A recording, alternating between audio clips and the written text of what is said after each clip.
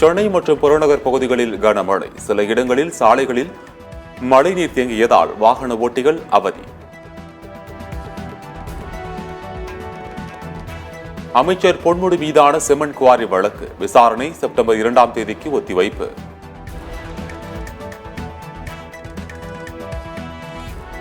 சென்னை வேளச்சேரியில் உள்ள உள்வட்ட சாலையில் நாளை ஒரு நாள் ஹாப்பி ஸ்ட்ரீட் நிகழ்ச்சி. போக்குவரத்து மாற்றங்கள் செய்யப்பட்டுள்ளதாக அறிவிப்பு.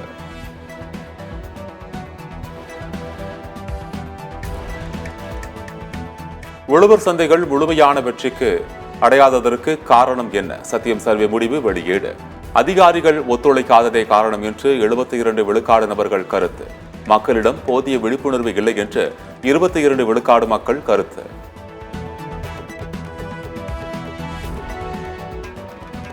அமெரிக்காவில் ஒரே நாளில் ரூபாய் 900 கோடிக்கும் அதிகமான முதலீடுகள் ஈர்க்கப்பட்டுள்ளது. முதலமைச்சர் மு க ஸ்டாலின் தனது எக்ஸ் தளத்தில் பதிவு.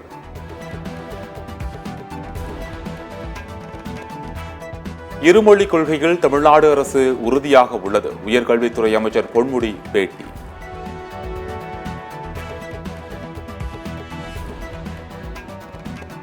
சுற்றுலா, தொழில் முதலீடு ஆகியவற்றை கவர்ந்தெழுக்கும் நல்லெண்ணத்திலேயே சென்னையில் ஃபார்முலா 4 கார் பந்தயம். பிசிக தலைவர் தொல் திருமாவளவன் பேட்டி. சென்னையில் நாளை நடைபெறவிருக்கும் ஃபார்முலா 4 கார் பந்தயத்தை ஒட்டி திரை பிரபலங்கள் பலரும் வாழ்த்து. கமல்ஹாசன், தனுஷ், கார்த்தி, எஸ்.ஜே. சூர்யா, கார்த்திகேயன் உள்ளிட்ட பலரும் வாழ்த்து தெரிவித்துள்ளனர்.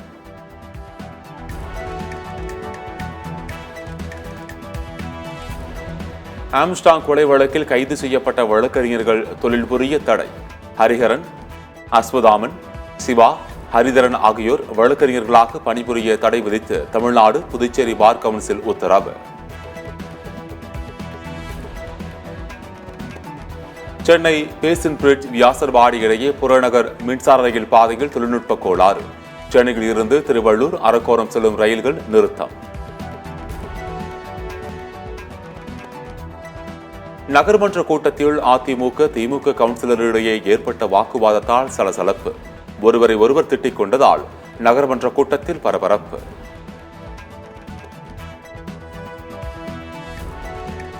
தூத்துக்குடியில் ரசாயன உர தொழிற்சாலையில் அமோனியா கசிந்து விபத்து. விஷவாயு கசிவில் ஒருவர் உயிரிழப்பு. போலீசார் விசாரணை.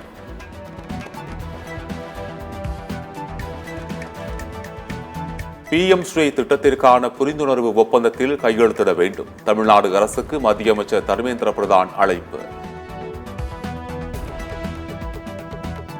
டெல்லியில் மோசமடையும் காற்று மாசால் மக்களின் ஆயுட்காலம் குறைகின்றது. காற்றுத்தர குறியீடு 2024 அறிக்கையில் அதிர்ச்சி தகவல். கேரளாவில் நடிகர் முகேஷ் தனது MLA பதவியை ராஜினாமா செய்ய வேண்டும் என வலுக்கும் போராட்டம். போராட்டக்காரர்களுக்கும் போலீசாருக்கும் இடையே தள்ளுமுள்ளு.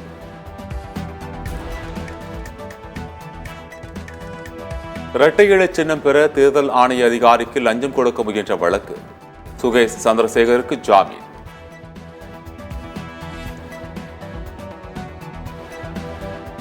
இலங்கையிடம் மின் திட்டங்களுக்கான நிதி உதவியை வழங்கியது இந்தியா. இலங்கை எரிசக்தி ஆணைய அதிகாரியிடம் 92 கோடி ரூபாய் நிதி வழங்கப்பட்டது.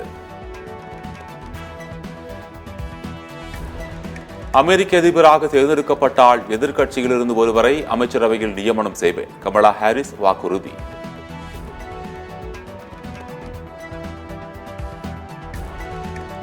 குமரியில் அரசு பள்ளியில் ஆய்வு மேற்கொண்ட அமைச்சர் அன்பில் மகேஷ் நன்னறி கதை சொல்லிய மாணவனை பாராட்டினார்.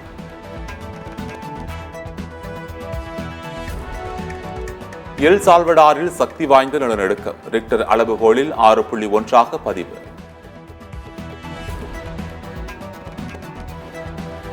பாரிஸ் பாராலிம்பிக் ஆடவர் 10 மீட்டர் துப்பாக்கி சுடும் போட்டியில் இந்தியாவுக்கு வெள்ளிப் பதக்கம். இந்திய வீரர் மணிஷ் நர்வால் வெள்ளிப் பதக்கம் வென்றார்.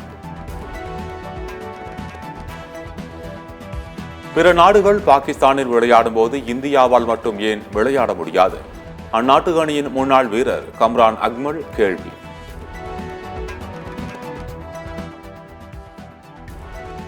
இலங்கைக்கு எதிரான 2வது டெஸ்ட் போட்டி. முதல் இன்னிங்ஸில் இங்கிலாந்து அணி 427 ரன்களுக்கு ஆட்டமிழப்பு.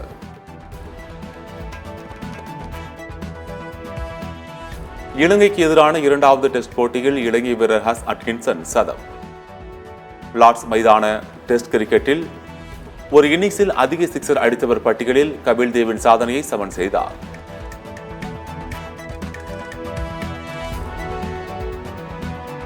பூமியைப் போல மனிதர்கள் வாழ ஏற்ற கிரகத்தை கண்டுபிடித்த விஞ்ஞானிகள் 40 ஒளியாண்டுகள் தொலைவில் உயிர்கள் வாழ்வதற்கான தன்மைகளை கொண்டுள்ள புதிய கோள் கண்டுபிடிப்பு.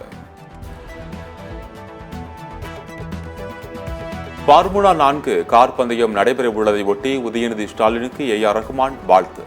நாட்டிலேயே இது போன்ற போட்டி நடைபெறுவது இதுவே முதல் முறை என்றும் பெருமிதம்.